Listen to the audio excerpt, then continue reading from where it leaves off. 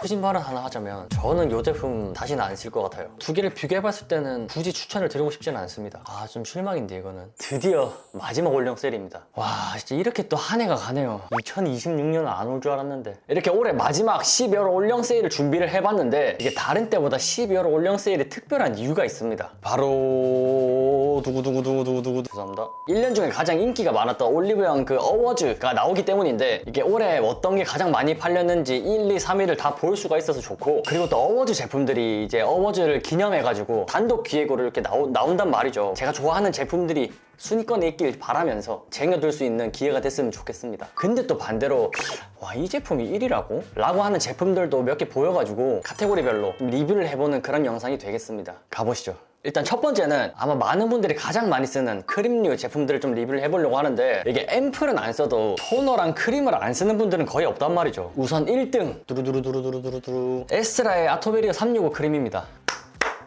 그 라로시포즈의 시카플러스 밤 있잖아요. 장벽 크림류 중에서는 그런 제형들이 되게 많은데 이 제품은 그 제품들 중에서 가장 데일리하게 쓰기 좋은 제품이었던 것 같고, 그래서 그런지 사람들이 매년 이 시기 때마다 많이 찾으시는 제품 중에 하나라고 생각을 합니다. 아, 근데 참 이름은 잘 지었다. 365일 매일 쓰기 좋다는 거잖아. 그리고 또 제 환절기에서 겨울 넘어갈 때마다 항상 잘 쓰고 있는 제품 중에 하나입니다. 진짜 극악지성인 분들에게는 지금 시기에는 약간은 유분감이 있지 않나. 그래서 혹시나 내가 극악지성이다 하시는 분들은 영하로 진짜 다 내려갔을 때 그때 쓰면 좋지 않을까. 그리고 2등은 닥터지의 레드 블레미쉬 수딩 크림입니다. 솔직히 제 또래 남자분들 중에서는 이 크림 모르는 사람은 없을걸요? 나이가 들키진 않겠지? 이게 주변만 봐도 남자분들이 이제 군대 휴가 나와가지고 PX에서 이 제품을 많이 쟁여오시는 분들을 제가 많이 봤거든요. 그리고 요새는 뭐 PX가 거의 뭐 올리브영이랑 비슷하다 하더라. 근데 옛날에는 이 닥터지 라인이 거의 반 이상 다 차지하고 있었거든요. 그래서 옛날에 웬만한 분들은 이 닥터지로 스킨케어를 시작했다고 해도 과언이 아닌 그런 브랜드 중에 하나인 걸로 알고 있습니다. 한 20대 30대 넘어가도 이 닥터지 블레미쉬 라인을 쓰고 계시는 남자분들이 꽤 많으신 것 같더라고요. 근데 참 이런 거 보면 남자분들은 제품 하나를 딱 고르면 몇 년 동안은 잘 안 바꿔. 아무튼 이 닥터지 크림이 수부지 남자분들이 이제 환절기나 여름에 쓰기 좋은 것 같은 제형감이고, 이게 이름처럼 말 그대로 약간 가벼운 수분 크림 같은 느낌? 그러니까 지금 시기처럼 가을이나 겨울에는 조금 가벼울 수도 있으니까 이 부분을 참고해 주시면 좋을 것 같습니다. 그리고 마지막으로 3위는 에스네치의 아쿠아 스쿠알란 수분 크림입니다. 개인적으로 저는 이 제품을 환절기 때 진짜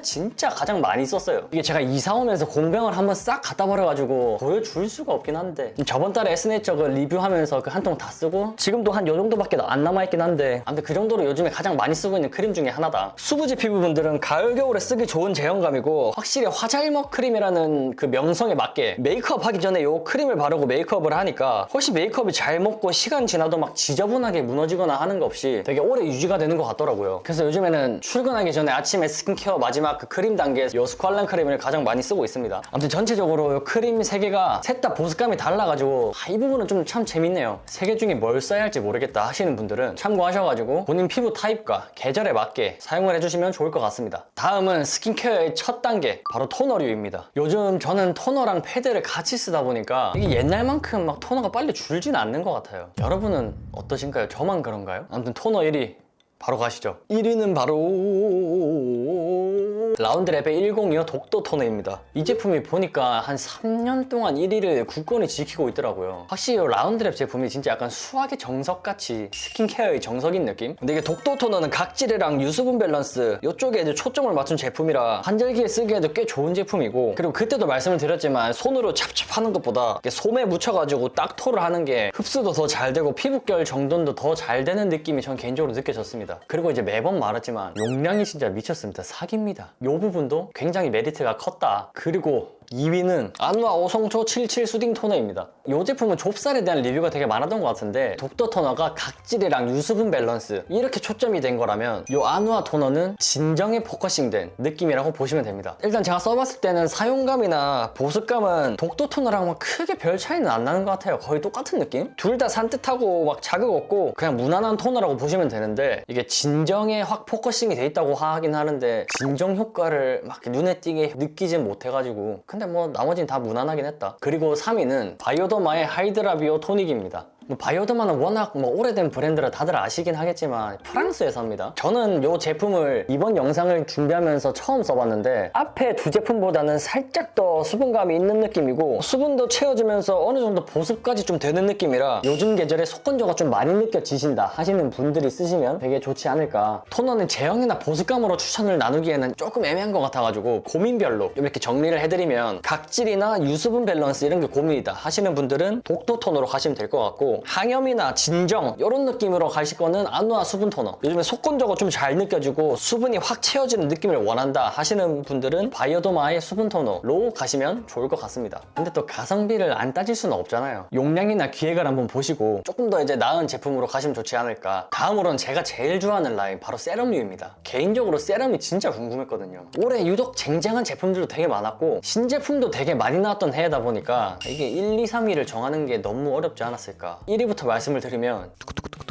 토리든의 다이브인 수분 세럼입니다. 개인적으로 제가 써봤던 수분 세럼류 중에서 속건조를 제일 잘 잡아주는 제품은 진짜 단연 이거라고 생각을 하거든요. 그래서 이 제품이 1위라고 하니까 1등 할 거 1등 했다 이런 느낌? 저도 4계절 진짜 잘 쓰고 있는 제품 중에 하나다 보니까 이번 기획이 어떻게 나올지 참 궁금합니다. 좀 잘 나온다 하면 저도 한 3개씩 쟁일까 생각하고 있습니다. 이게 완전 물보다는 아주 살짝 점도가 있는 스타일이고 특히 우리 같은 이 수부지 피부분들은 4계절 내내 쓰기가 정말 좋거든요. 한겨울에도 한 2번 정도 레이어드해서 발라주면 크게 피부 당기는 느낌 없이 잘 쓰시지 않을까. 그리고 2위는 구달의 청귤 비타C 잡티 케어 세럼입니다. 일단 저는 이 제품은 이번 영상 찍기 전까지는 한 번도 사용을 해본 적은 없어요. 이 제품이 피부톤을 좀 맑게 해주고 잡티에 효과가 있다라고는 하는데 제 피부가 잡티 수준이 아니고 거의 색소 침착이 덕지덕지 붙어있는 느낌이었어가지고 강하게 색소 침착을 해결해줄 수 있는 그런 제품들을 찾고 또 그런 제품들만 쓰다 보니까 이 구달 아이템은 크게 사용을 안 했던 것 같은데, 아무튼 그래서 이번에 써봤을 때는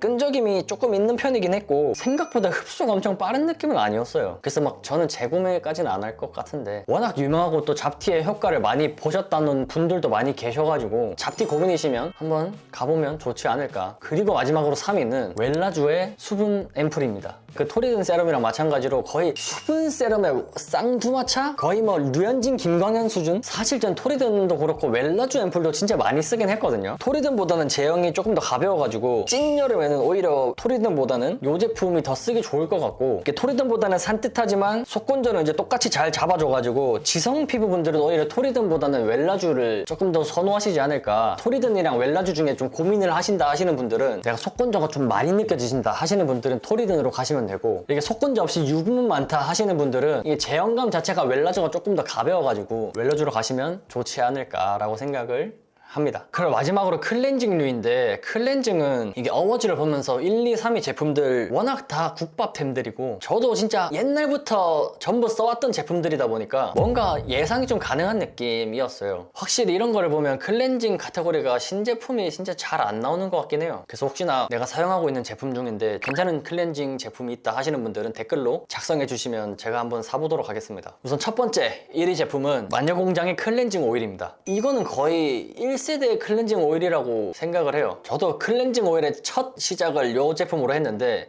근데 솔직히 소신 발언 하나 하자면 저는 이 제품 다시는 안 쓸 것 같아요. 이게 너무 무거워. 최근 들어가지고 가벼운 제형의 클렌징 오일을 많이 나오다 보니까 이런 좀 무거운 클렌징 제품들을 사용을 잘 못하겠더라고요. 이게 제형만 봐도 다른 것들이 훨씬 가벼운데 세정력은 또 좋아가지고 두 개를 비교해봤을 때는 굳이 추천을 드리고 싶지는 않습니다. 그리고 2위는 비플레인의 녹두 클렌저입니다. 얘도 거의 폼 클렌징계 국밥템 중에 하나죠. 약산성 클렌저 특유의 촉촉한 느낌을 별로 안 좋아하시는 분들도 되게 많으신데, 이건 약산성 중에서 제일 뽀득거리게 씻기는 그런 제형이라 하고 나면 좀 개운한 느낌도 많이 들고, 이게 유분 많은 지성 피부분들이 좋아할 만한 마무리감이라고 저는 확신을 합니다. 솔직히 대체제가 없는 사용감의 클렌저이긴 한데 하나 단점이 있어요. 이 클렌저 안에 들어있는 작은 알맹이 같이 생긴 이 스크럽이 피부가 민감할 때 사용해주면 그게 조금은 자극이 되더라고요. 좀 민감한 피부이신 분들에게는 굳이 추천을 드리고 싶진 않고, 근데 이 순한 약산성 클렌저 중에 세정력 좋고 약간 뽀득뽀득하게 씻기는 이런 느낌의 사용감은 진짜 이 제품이 최고다. 그리고 마지막으로 3위는 바이오더마의 클렌징 워터입니다. 솔직히 이 제품도 이번 영상 찍기 전까지는 한 번도 안 써봤어요. 저는 일단 클렌징 워터가 맞지 않는 피부이기도 하고, 이게 수부지 민감성이라 워터를 적셔가지고 닦아내는 타입이 오히려 조금 자극이 되더라고요. 그리고 유분기도 좀 잘 안 씻기는 것 같고, 그래서 워터를 좋아하시는 분들은 무난하게 잘 쓰시긴 하겠지만 저와 같은 피부 타입이시라면은 워터보다는 좀 다른 제품들을 쓰는 게 더 좋지 않을까. 피부가 장벽이 좀 무너졌거나 피부가 좀 예민한 날이다 하는 날은 클렌징 밀크를 조금 더 많이 사용하는 편입니다. 마지막으로는 선크림류를 좀 보여드리고 싶은데 선크림 어워즈 제품류 중에서 무기자차가 하나도 없더라고요. 아, 좀 실망인데 이거는. 일단은 우선 1위 라운드랩의 자작나무 수분 선크림입니다. 여기 그때도 말씀을 드렸지만 수분 크림 같은 선크림류의 거의 시초 느낌. 그래서 눈 감고 바르면 진짜 수분 크림인지 수분 선크림인지 모를 정도로, 그 정도로 사용감이 참 좋은데 유기자차지만 눈 시름도 없고 화끈거림 같은 자극감도 크게 없어서 좀 예민하신 피부분들 되게 쓰기 좋을 것 같아요. 그게 뭐 워낙 유명해가지고 크게 할 말이 없네. 넘어가시죠. 그리고 2위는 달바의 톤업 선크림입니다. 이 제품도 저는 이번에 처음 써봤거든요. 왜냐면 제가 제 남자 25호 피부 정도로 진짜 어두운 편인데 영상에서 어떻게 보일지 모르겠지만 제가 진짜 까매요. 이게 제가 옛날에 운동선수였던 시절에 비해서 지금이 훨씬 많이 하얘진 거라고 하면 믿으시려나? 아무튼 시중에 나와 있는 톤업 선크림을 바르면 피부가 너무 까맣다 보니까 하얗게 다 뜨더라고. 그래서 이 제품은 제 주변에 있는 지인분한테 사용감이나 이런 걸 한번 부탁을 드려봤습니다.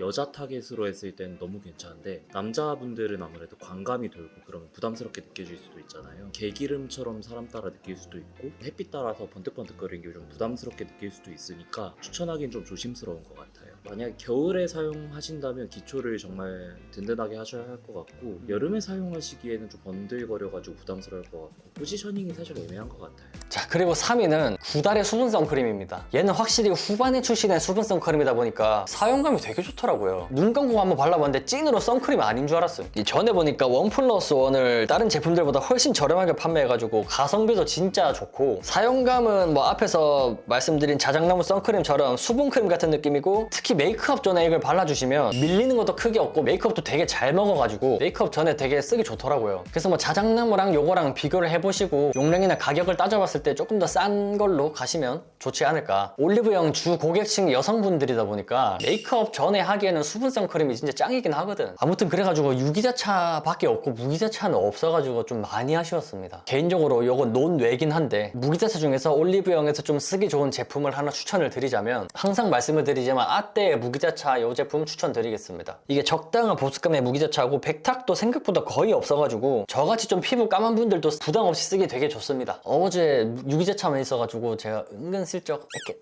했습니다. 자, 이렇게 오늘은 2025년 어워즈템들을 좀 리뷰를 해봤는데 오늘도 역시나 요 중에서 피부 타입별로 제품 추천을 좀 해드려야겠죠? 우선 추천 기준은 지금 영상이 틀어지고 있는 기준 12월 기준입니다. 수부지 복합성 피부분들은 토너는 라운드랩의 1025 독도 토너, 세럼은 토리든 다이브인 수분 세럼으로 가시면 좋은데 내가 수부지보다는 지성에 좀 더 가깝다 하시는 분들은 토리든보다는 웰라주 세럼으로 가시는 걸 추천드리겠습니다. 그리고 크림은 에스네이처의 아쿠아 스ኳ란 수분 크림 이렇게 쓰시면 무난하게 쓰기 좋으실 것 같고 건성 피부분들은 토너는 바이오더마의 하이드라비오 토너, 그리고 세럼은 토리든의 다이브인 수분 세럼, 크림은 뭐 말모, 에스트라의 아토베리어 365 크림. 물론 제가 이렇게 추천을 드렸지만 올리브영의 장점이 또 뭡니까? 전국에 매장이 많잖아. 가능하시면 꼭 가까운 매장 가셔가지고 테스트를 먼저 해보신 다음에 구매하시는 걸 추천드리겠습니다. 마지막으로 어워즈는 올 한 해 동안 가장 많이 팔린 제품이기 때문에 뭐 한편으로는 많은 사람들이 사랑을 한 제품이기도 하지만 그렇다고 해서 모든 피부 타입 분들이 썼을 때 다 좋은 건 아니어가지고 매번 강조를 드리지만 남이 좋다는 제품을 그냥 따라 사진 마십시오. 항상 본인 피부 타입과 피부 상태를 먼저 알아보신 다음에 거기에 맞는 제형의 제품을 쓰시는 게 가장 좋다고 매번 말씀드리죠. 아무튼 오늘도 시청해주셔서 감사드리고 다들 감기 조심하시길 바라겠습니다. 12월이면 추워질 일만 남았는데 감기 걸리면 안 되잖아요.